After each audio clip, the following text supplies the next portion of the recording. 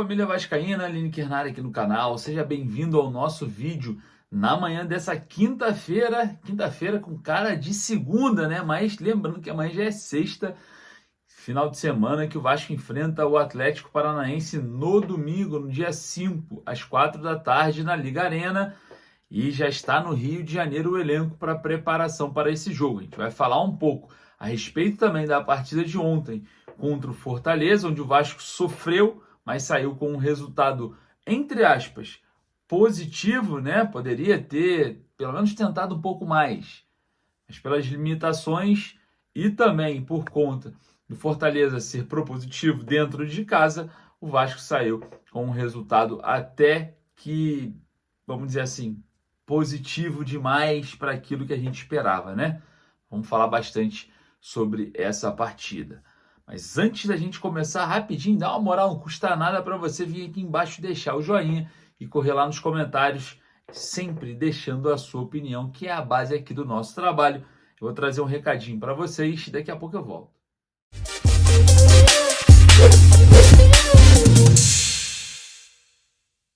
Antes da gente começar esse vídeo, olha só, eu quero trazer uma novidade incrível para você que sonha em assistir jogos do Vasco no Rio de Janeiro, no Caldeirão de São Januário ou até mesmo no Maracanã.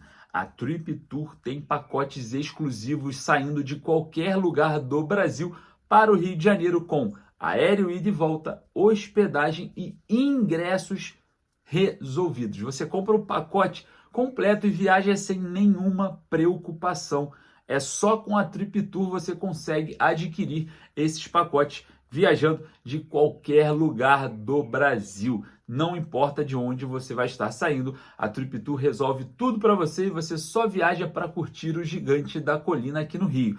E preste atenção, todos nós sabemos que São Januário entrará em reforma, modernização e ampliação em breve. Então você não pode perder a oportunidade de conhecer São Januário enquanto não se realiza a reforma. A colina histórica vai ficar na sua memória para o resto da sua vida. Então, a sua oportunidade está com a Trip Tour. Entre em contato no Instagram, @viagecomrenata da Trip e garanta o seu pacote. Copa do Brasil, Arena Castelão, Fortaleza 0, Vasco 0. Uma performance muito abaixo, né? O Fortaleza domina a partida praticamente por completo. O Vasco tenta ali uns lampejos, um ataque ou outro ali, mas não assusta, né, a equipe do Fortaleza em momento nenhum. Apenas chutes despretensiosos, arremates de média a longa distância, cruzamentos na área que não acharam ali Pablo Verratti, mas saiu com um empate que é muito, mas muito positivo e joga, né, para o próximo dia 21 de maio, terça-feira, São Januário, 9h30 da noite, o jogo decisivo para a classificação. O Vasco nunca perdeu para o Fortaleza em casa e joga aí contra também um adversário que dentro de casa é uma coisa e fora é completamente outra, né? Isso aí é um fator positivo para o próximo jogo da Copa do Brasil. O Vasco aumenta suas chances, deixa muito grande as chances de classificação, apesar que o último jogo que a gente tem de lembranças de São Januário, o Vasco foi goleado pelo Criciúma por 4-0. Então a gente tem certos receios com esse elenco. O Vasco ainda não anunciou um novo treinador. É impressionante a demora, né? Desde do jogo do final de semana do último sábado, que eu acabei de citar, da goleada sofrida em São Januário, que o Gigante da Colina não tem um treinador. A gente vai bater quase uma semana já e ainda não temos essa resposta, né, da Vasco SAF. Eu acho impressionante a lentidão, a forma de negociação, como se trata, né, com o futebol, né? O cuidado que não existe. O Rafael Paiva, que estava na beira do campo, né, treinador do Sub-20, assumiu ali, fez algumas coisas muito, vamos dizer assim, na concepção de quem acompanha, muito erradas, né? Começou ali com 3-4-3, muito estranho, com apenas 2 jogadores no meio campo ali, o Hugo Moura e o Matheus Carvalho.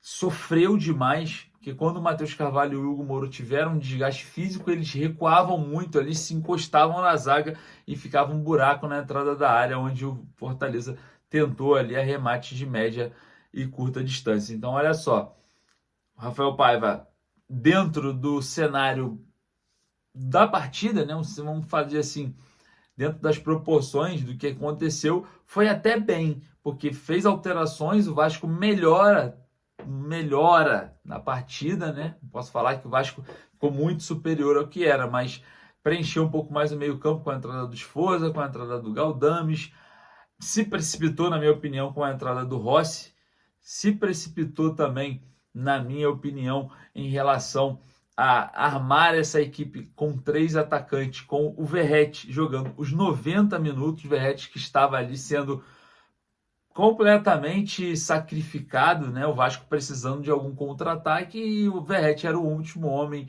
a tentar puxá-lo, algo que não aconteceria, porque o Pirata não tem essas características. O Cleiton, por ser da mesma posição, poderia ter sido uma arma nesse sentido, que tem uma explosão física um pouco maior. Então o Vasco roubava a bola de alguma forma e não encontrava esses contra-ataques, porque quem estava sendo o último homem, né, ou o primeiro do setor ofensivo, não tinha características de puxar contra-ataques, que era o Pablo Verratti. Algo fácil de visualizar dentro de campo, e o Rafael Paiva não conseguiu ter esse feeling. Mas, enfim, 0-0 é um bom resultado. O Vasco leva para São Januário, como eu falei anteriormente, e decide em casa essa vaga, que é muito importante, tanto financeiramente quanto para ganhar confiança, né, na competição, na Copa do Brasil. Lembrando que o Hugo Moura sentiu uma entorse ali no tornozelo, pode aí ser reavaliado numa possível lesão, mas lembrando que por questões contratuais não deve jogar contra o Atlético Paranaense. A situação já está sendo resolvida pela diretoria do Vasco e a situação do Hugo Moura é indefinida porque o jogador ainda pertence ao Atlético Paranaense, está emprestado para o Vasco, onde o Gigante da Colina tem uma obrigatoriedade de compra por algumas metas a serem batidas. Essas metas ainda não foram batidas e o jogador pode ficar de fora dessa partida, tanto pela lesão, né, pela entorse no tornozelo, quanto por questões contratuais. O Gigante da Colina já está no Rio de Janeiro, se prepara para o jogo contra o Atlético Paranaense no domingo, jogo importantíssimo. O Vasco já está na zona do rebaixamento, na 17ª colocação no Campeonato Brasileiro e precisa vencer não só para se afastar da zona do rebaixamento, mas também para afastar essa má fase no Campeonato Brasileiro. Já são 3 derrotas, então não pode manter mais essa sequência negativa, principalmente nesse início que é muito importante, onde os melhores clubes começam ali a se distanciar dos piores e fica aquela questão envolvendo a pontuação muito diferente e as coisas começam a se desenhar nesse exato momento no Campeonato Brasileiro. Queria saber a sua opinião a respeito desse assunto e, claro, o Vasco ainda procura um treinador. O nome Carille foi suado, né, pela imprensa, pelo GE, a gente buscou essas informações, parece que não existe uma proposta para o Carille, poderia ter uma conversa ali sobre o nome, mas parece que o treinador não foi aprovado em algumas instâncias da diretoria. E a gente vai estar aqui tentando desvendar, né, esse mistério que é o Vasco e o seu novo treinador. Algo que já demora bastante, normal na Vasco SAF, né? Agora o anormal seria o Vasco ter demitido ou o Ramon Dias ter pedido demissão e já ter um treinador no gatilho. Algo que a gente sabe o que não existe no Vasco. Pedro Martins, que foi anunciado oficialmente ontem, né? Tá em busca do novo treinador, mas a gente sabe como funciona a empresa americana 777 Partners em relação a isso. Queria agradecer a você, dar aquela moral nesse vídeo, deixa o joinha, corre lá nos comentários para deixar a sua opinião. Daqui a pouco eu volto com mais notícias. Forte abraço, saudações vascaínas.